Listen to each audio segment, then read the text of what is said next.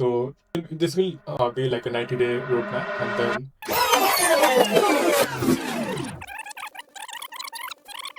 hello YouTube.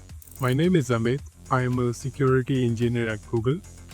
We are reviewing Viola Lee's profile. She has a background in finance. She is aiming to transition into the GRC domain and land a role as a security analyst. I really want to transfer to cybersecurity. We did an analysis on cyber interview prep for your existing CV, and it mentioned about polishing your introduction a little bit. Also mentioned that you are mostly into GRC. So first thing I've done in your CV is that in the title, I've mentioned a GRC blog. So at the moment, you don't have any personal blog with you.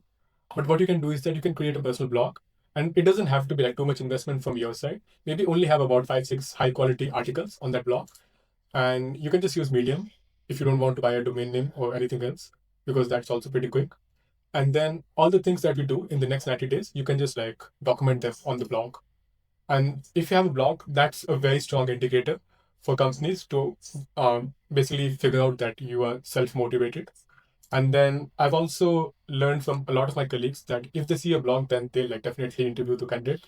But if they don't see any blog or any side project, then they'll understand that hey, this person is not that motivated. So that is like one of the things that you have to add. And then instead of professional summary, so personally, I don't like professional summary mentioned in the CV. It is only good if you have like maybe like 4 or 5 pages of CV. Then it makes sense to have like maybe like 2 lines which explain what people are going to figure out in the next 4 or 5 pages. But if your CV itself is like 1 page or maybe like only 2 page, I feel there's no need for professional summary because you will talk about the same things in the CV also. So somebody can easily figure it out. In, so instead of professional summary, we are going to swap it with highlights. So in the highlights, we are going to showcase why you are the best candidate for this role that you're applying to. So I feel that kind of flips the script. You're not talking about all the things that you've done in the past. You're only talking about things that matter to the company. So it's more like company focused. So the lines that you had was, hey, I'm aspiring cybersecurity graduate with finance and business background. And then I have knowledge in these frameworks like ISO. And then I've demonstrated experience in stakeholder engagement, reporting, and delivering clear, actionable insights. So points like this, they don't mean much to be honest. The best points are the ones like where you actually show the results, but in a measurable manner. So, for example, in this point, you have said that, hey, I've done like 3 simulated projects and I've applied these all frameworks. So, this is like a very good example of a point. And same way, you have this one, deliver 20 plus tailored investment. Kind of, I think these ones don't have like a good measurable way. So, I would say it is even better to just like not mention these kind of points, just to like save more space and only put the most high quality points. So, I just remove these kind of points. And then what I have mentioned is basically two main things. So from the JD, I did mention to you that companies want to know that you are familiar with all the standards. And second thing is they want to confirm that you have technical knowledge. So what we are going to do is that I'm going to recommend you to do this course, which is ISO 27001 Lead Auditor course on Udemy. Yeah. So if you have access to the course, I would say just do the course. And in your CV, mention this point that you have done the course. So in this case, what will happen is that companies will understand that you do have the knowledge. It's just that you don't have the certification. And for companies, typically what matters is that you have the knowledge.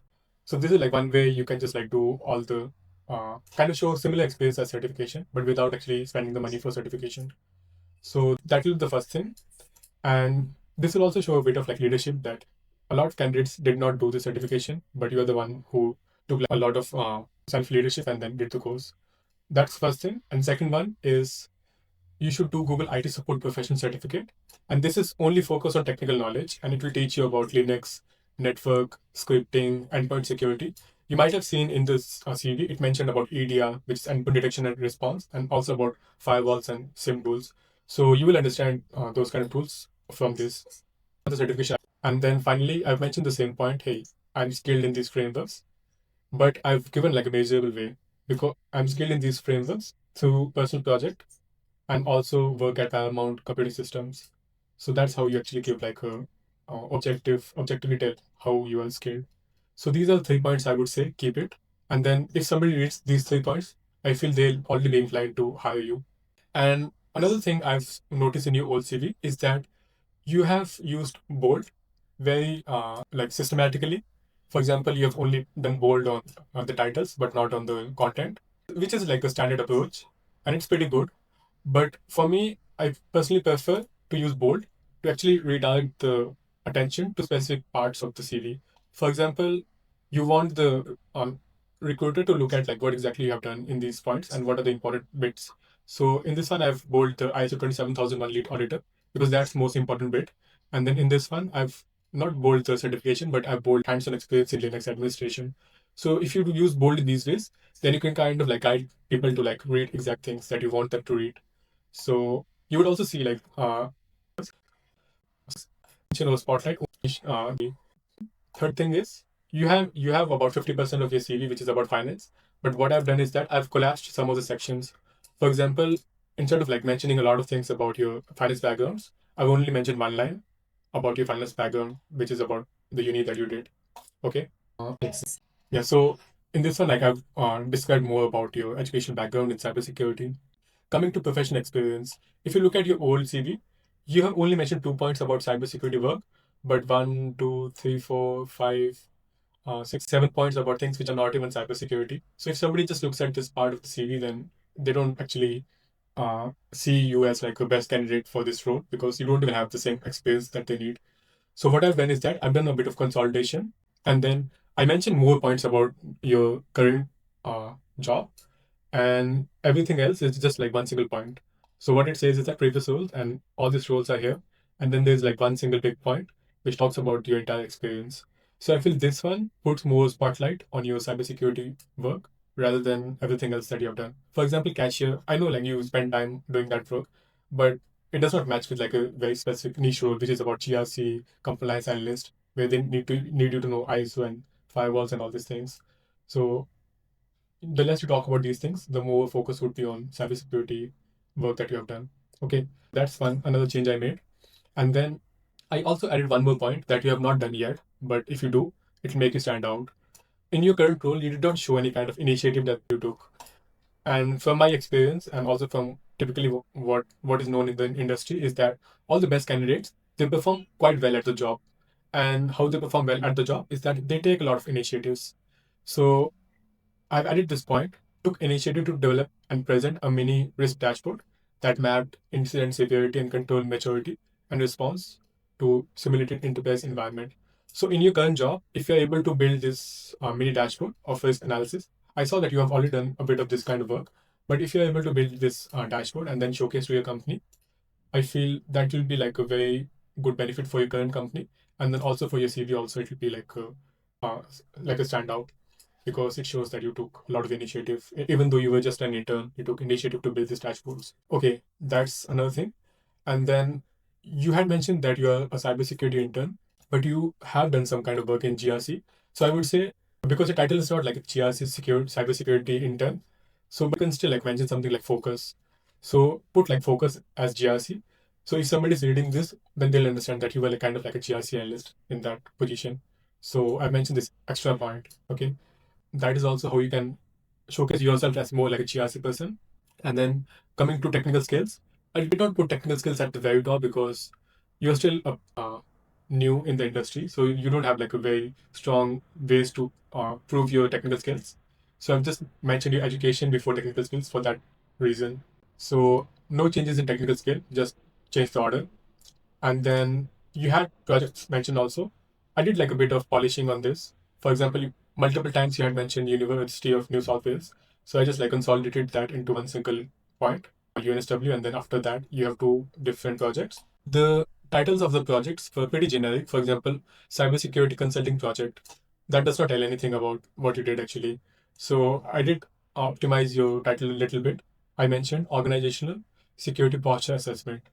So that still like gives like a very good value to the reader that because they're able to understand what exactly is the project about. You can do the same with this one also. And then apart from that, no major. Apart from that, I just like decrease the number of points. I feel 2 bullet points are more than enough to explain. And if you try to put more bullet points, you'll start adding like more fluff. So, for example, presented remediation strategies to C-suite. Obviously, it will go to C-suite if you're doing these kind of assessments. So there's no need to like just make a new bullet point exactly for that. So I've just like put 2 bullet points and just like very impactful bullet points here. So just like minor updates. And then you should also have a personal project. And then I put a recommendation for a personal project. This project will be called Blue Shield Enterprises, and it's a practical ISO 27001 audit playground. So once you do the courses I recommended you about ISO 27001, so you'll build a knowledge. And then just to try your own skills also, what you can do is that you can have like a fictional company called Blue Shield Enterprises, and then you can define this company quite well in a GitHub project, and then you can then put instructions about how to use OpenGRC tool to perform a ISO 27001 audit against this company. And then you can also have the solution in the GitHub repo. So if you do this project, then it will be very useful for anybody trying to learn ISO 27001. Plus, it will also showcase to your employers that you know how to use GitHub. You have a bit of technical knowledge. And then you also took initiative to build this like amazing project to help like others do ISO. And then you have also done ISO yourself, then ISO audit yourself. So that's the project I would say you should do. And then just like some visual tweaks in these technical in your licenses, just move the issue things to here. And then no major changes in leadership and extracurricular. I feel leadership is good if you're just like a college graduate, but once you gain a bit of experience, then these ones they don't add that much value until and they're actually linked with your role that you're applying to. Yeah, these are all the changes I'm recommending you. But to summarize, what you have to do is you have to maintain a GRC blog on Medium, which is, and then you have to post like 5 articles. And then second one is do this ISO lead auditor course on Udemy. Third one is do Google IT certificate course. Fourth is to do a personal project. And fifth is to have some impact in your current job and showcase that by taking an initiative. So you can make the blogs like very high quality. For example, a lot of people have this question. A lot of companies have this question. Hey, when can we apply for ISO 27001? Or what kind of benefit does SOC 2 gives in comparison to ISO 27001? You would also have questions about, hey, what are the differences between like PCI DSS, ISO, and let's say SOC 2?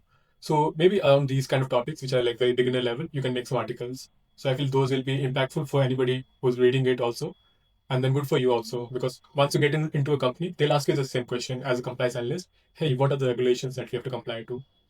So maybe one of the article can be, if you are a startup in Australia and you are, let's say, a tech startup, then what kind of regulations do you have to comply to? Because in Australia, we might have a lot of local regulations also. So yeah, yeah, And also, one of the blogs can be just about you deploying that OpenGRC. yeah, That itself can be a blog actually. yeah. And if you deploy OpenGRC, that will also teach you quite a bit of technical knowledge, setup OpenGRC. So this tool, it has like all this installation instructions, but that's the tool. Yeah. This tool, actually, you can do a lot of these assessments.